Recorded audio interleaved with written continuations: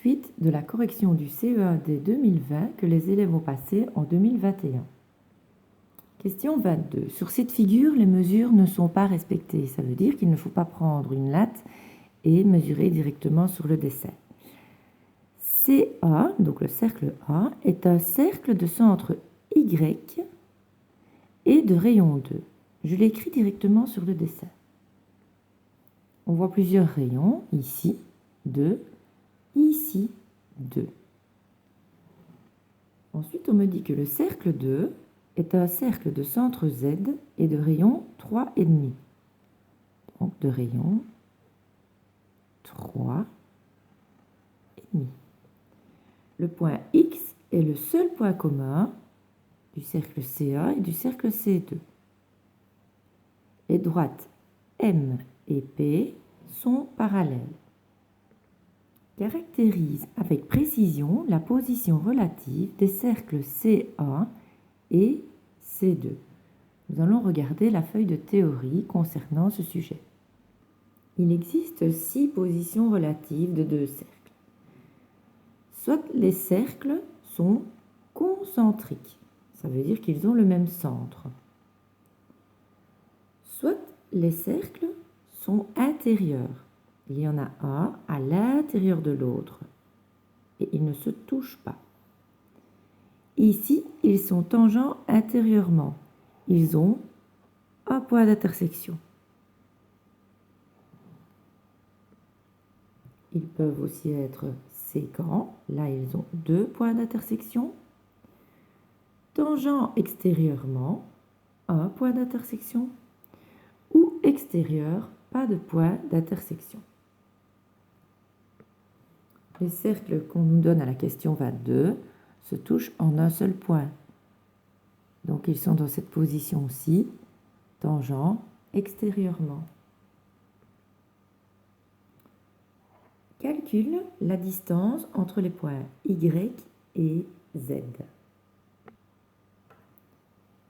Y, Z. 2 cm plus 3 cm et demi, ça donne 5 cm et demi. Détermine la distance entre le point Z et la droite M. La mesure entre un point et une droite se mesure perpendiculairement à la droite. Donc voici la droite M, le point Z. Je me place perpendiculaire à la droite M et je trace la distance demandée.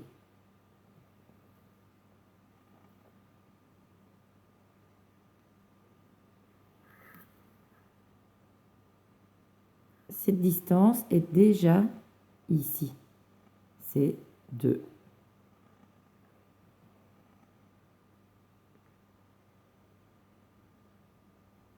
Question 23. On veut construire un centre commercial situé à égale distance des villes A et B. Pour être à égale distance de 2 points, il faut être situé sur la médiatrice du segment reliant ces 2 points. Je le trace. Pour tracer une médiatrice, on ouvre le compas plus grand que la moitié du segment. On fait un arc de cercle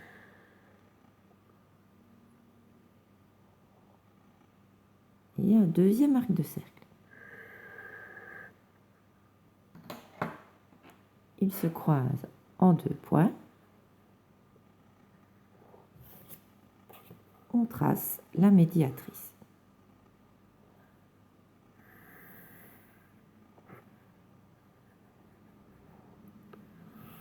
La réponse à notre question sera sur la médiatrice. Donc on est déjà sûr que les points verts seront quelque part sur la médiatrice et pas ailleurs sur la feuille.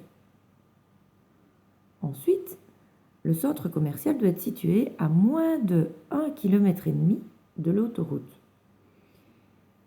Ici, nous voyons que 1 km est représenté par 1 cm. Donc, s'il faut être à moins de 1,5 km de l'autoroute, l'autoroute est une droite. Il faut tracer 2 droites parallèles à 1,5 cm de chaque côté. On repère 1,5 cm. Là et là. Et on trace les deux parallèles.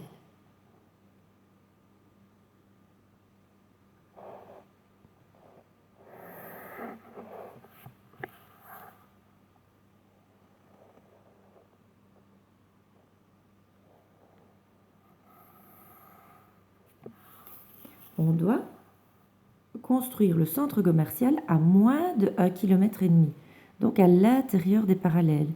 Ça veut dire que toute cette zone, ce ne sera pas là, ici non plus. Et comme c'est à moins de 1,5 km, ce ne sera pas non plus à la limite 1,5, ni à la limite 1,5, donc je mets 2 points rouges. Il faut maintenant que le centre commercial soit situé à plus de 4 km de l'hypermarché. 4 km avec notre échelle, c'est 4 cm. L'hypermarché est un point, donc il faut tracer un cercle de 4 cm autour de l'hypermarché.